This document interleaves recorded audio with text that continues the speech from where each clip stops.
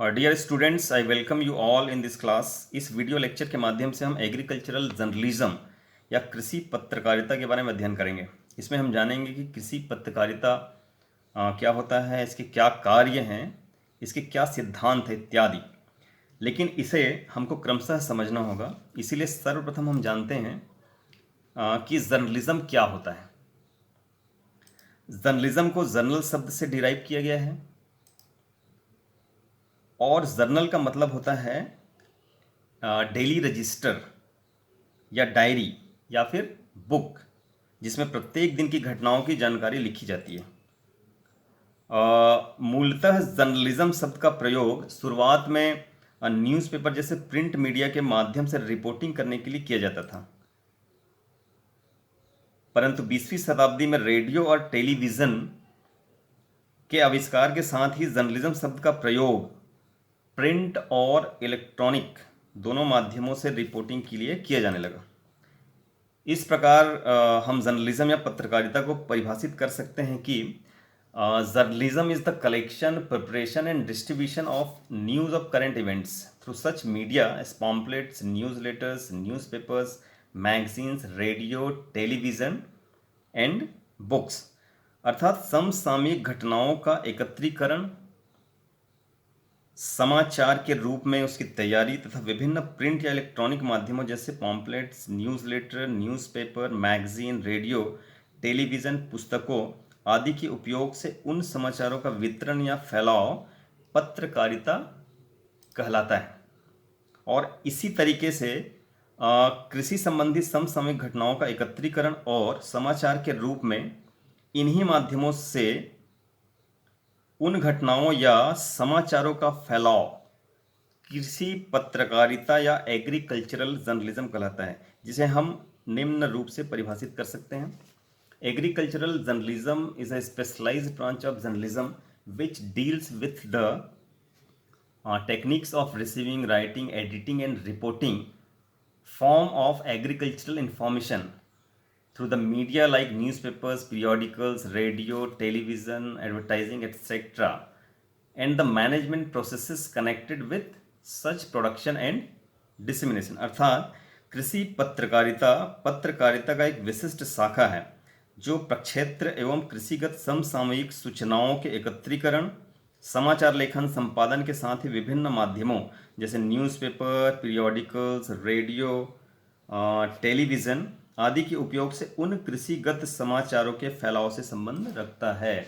In other words, agricultural journalism may be defined as the timely reporting and editing of farm and rural news with words, pictures and sound for the media such as newspaper, magazine, radio and television etcetera. अर्थात दूसरे शब्दों में हम कह सकते हैं कि newspaper, magazine, radio, television आदि माध्यमों के लिए शब्दों, चित्रों एवं साउंड के उपयोग से प्रक्षेत्र एवं ग्रामीण समाचारों का लेखन एवं संपादन कृषि पत्रकारिता कहलाता है।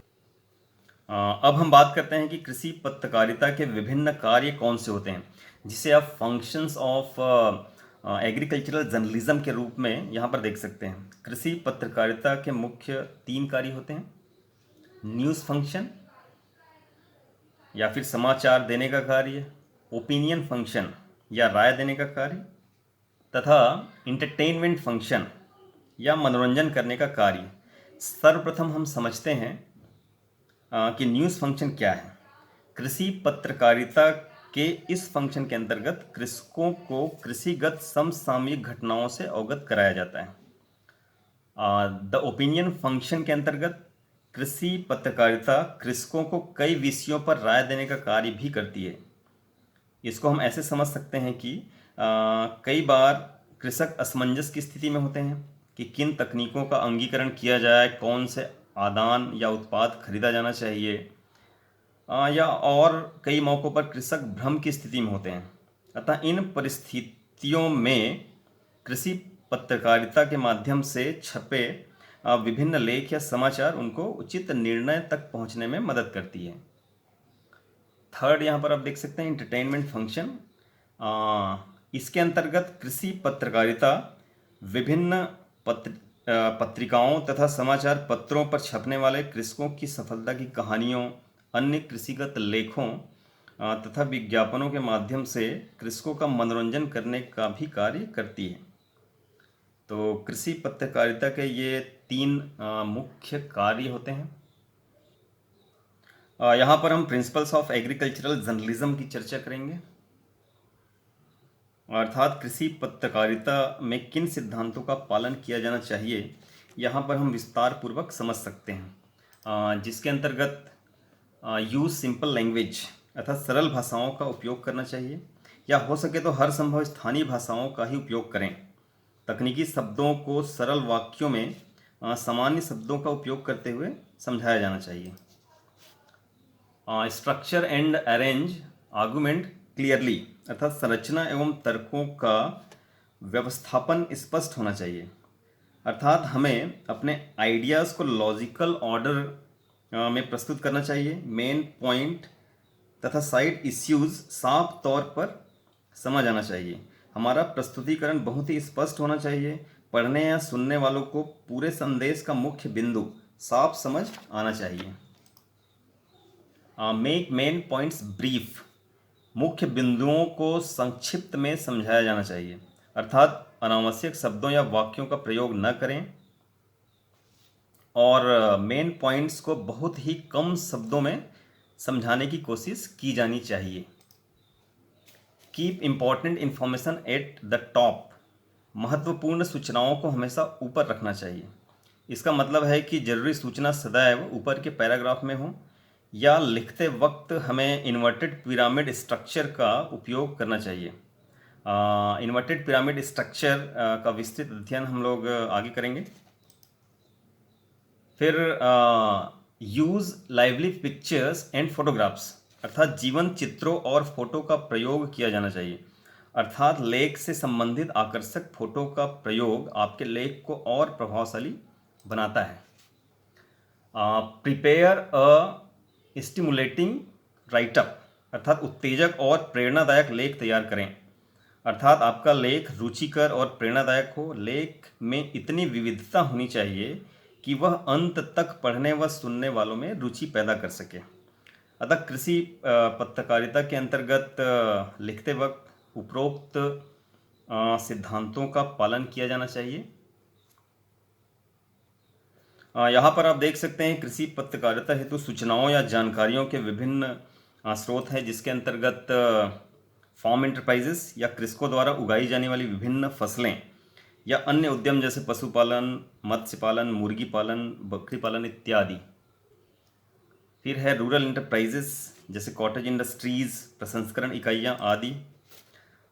रूरल ऑर्गेनाइजेशंस एंड इंस्टीट्यूट्स जैसे self help groups, panchayat, school, anganwadi इत्यादि।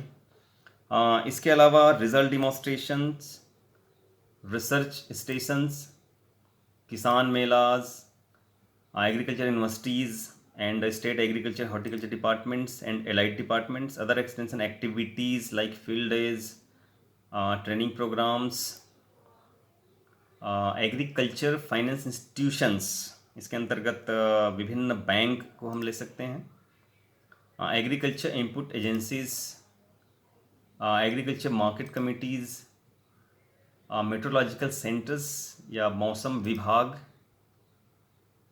Electricity and irrigation sectors, farmers committees and associations and non government organisations etcetera इत्यादि। ये विभिन्न स्रोत हैं जहाँ से कृषि पत्रकारिता हेतु जानकारियाँ प्राप्त की जा सकती हैं। पत्रकारिता में लिखते वक्त चाहे हम न्यूज़पेपर के लिए लिख रहे हों, न्यूज़ लेटर्स, मैगज़ीन या किसी अन्य पीरियोडिकल्स के लिए ही क्यों न लिख रहे हों, हमें इन्वर्टेड पिरामिड स्ट्रक्चर, यहाँ पर आप देख सकते हैं, का अनुसरण करके ही लिखना चाहिए, जिसके अनुसार पूरे लेख को 3 भागों में बांटा जा सकता है। यहाँ पर देखिए, सबसे ऊपर का टॉप का या सबसे पहला जो भाग होता है लेख का, उसको बोलते हैं द लीड। बीच का भाग जो होता है द बॉडी, और सबसे आखिरी का जो भाग होता है उसे हम टेल कहते हैं। तो इसमें सबसे पहले हम बात करते हैं लीड के बारे में, जो सबसे टॉप में होता है। और यह लेख का पहला पैराग्राफ होता है, जिसमें पूरे लेख की संपूर्ण महत्वपूर्ण जानकारियाँ होती हैं। ये लगभग 30 शब्दों का होना चाहिए, तथा इसमें who, what, where, when, why, how आदि सभी प्रश्नों के जवाब आ जाने चाहिए। तो ये वाला जो पोर्शन होता है लीड, यहाँ पे लेख का सबसे महत्वपूर्ण जो जानकारियाँ हैं यहाँ पर दी जानी चाहिए। उसके बाद आता है द बॉडी, जो लेख के बीच का भाग होता है, और इस भाग में लेख या उस विषय की महत्वपूर्ण जानकारियाँ समाहित होती है। अर्थात इस भाग में उस विषय को विस्तार पूर्वक समझाया जाता है। उदाहरण, फोटो, तर्क, प्रमाण आदि इसी भाग में शामिल किए जाते हैं। और तीसरा भाग या सबसे नीचे का या बॉटम का भाग होता है द टेल। और इस टेल में मुख्य विषय से संबंधित अन्य जानकारियाँ जो पाठक में रुचि पैदा कर सकती हो, इस भाग में शामिल किया जाना चाहिए। तो इस प्रकार इन्वर्टेड पिरामिड स्ट्रक्चर के नियमों के तहत अगर हम लेख तैयार करें तो कृषि पत्रकारिता के अंतर्गत हम अपने लेख को और भी रुचिकर बना सकते हैं। आशा है कि एग्रीकल्चरल जर्नलिज्म या कृषि पत्रकारिता के बारे में आप लोग अच्छे से समझ पाए होंगे। Thank you.